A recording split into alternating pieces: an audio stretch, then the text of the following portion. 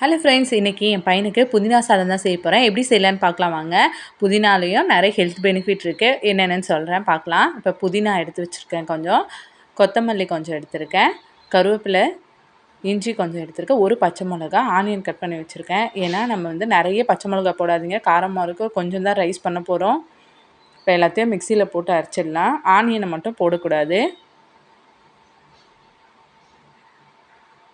தண்ணி ஊற்றக்கூடாது, அப்படியே தான் அரைச்சிட்டு வரணும்.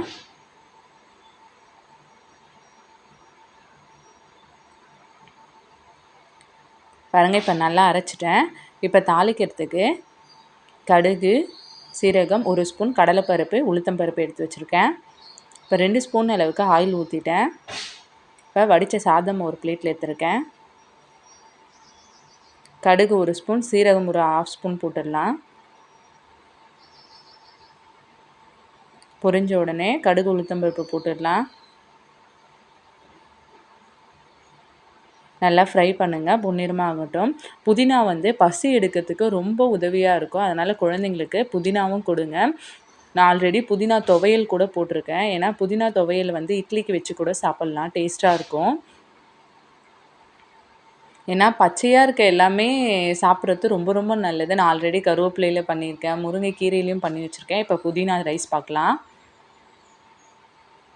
நல்லா ஃப்ரை பண்ணுங்கள்.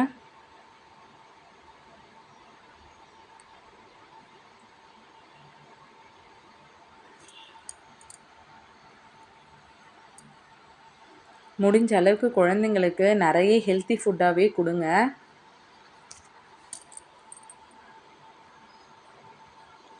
இப்போ நான் இது ஃப்ரை பண்ணும்போது என் பையன் வந்து இன்றைக்கி என்ன செய்கிற அம்மா அப்படின்னு கேட்டுட்டு இருந்தான்.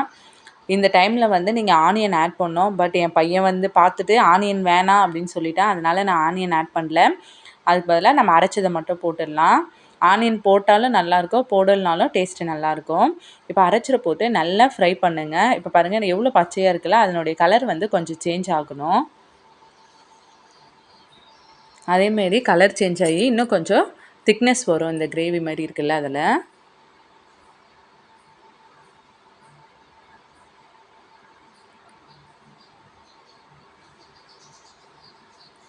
நீங்கள் எவ்வளோ அளவுக்கு செய்கிறீங்களோ அதுக்கு ஏற்ற மாதிரி பச்சை மிளகா மட்டும் ஆட் பண்ணிக்கோங்க.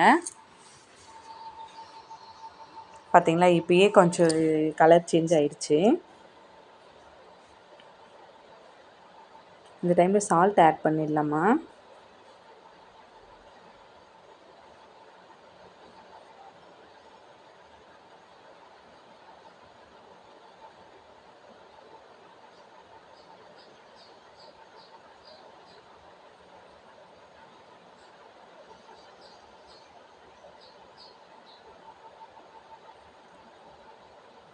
பாருங்கள், எவ்வளோ கலர் சேஞ்ச் ஆகிடுச்சு நல்லா. நீங்கள் இந்த மாதிரி பச்சையாக அரைச்சிட்டு வந்து இந்த மாதிரி கலர்னிங்கன்னா தான் டேஸ்ட்டே சூப்பராக இருக்கும்.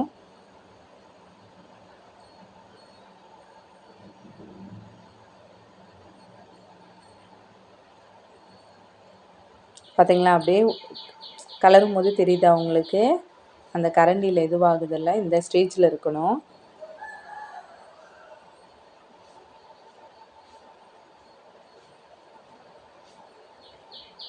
இப்போ நம்ம சாதமாக ஆட் பண்ணி நல்லா கலரிடலாம்.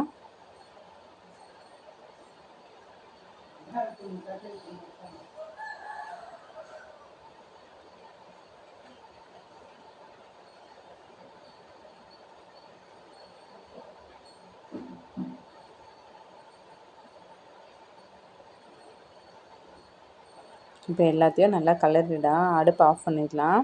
நம்மளுடைய சூப்பரான புதினா ரைஸ் ரெடி ஆயிடுச்சு. கண்டிப்பாக ட்ரை பண்ணி பாருங்கள். இன்றைக்கி என் பையனுக்கு புதினா சாதம் தான். கொண்டக்கடலை ஸ்நாக்ஸ் வச்சுருக்கேன், முந்திரி திராட்சை வச்சுருக்கேன். இந்த மாதிரி ஹெல்த்தியானதாக கொடுங்க. பிடிச்சிருந்தா ஒரு லைக் பண்ணி சப்ஸ்கிரைப் பண்ணுங்கள், ஷேர் பண்ணுங்கள். தேங்க்யூ.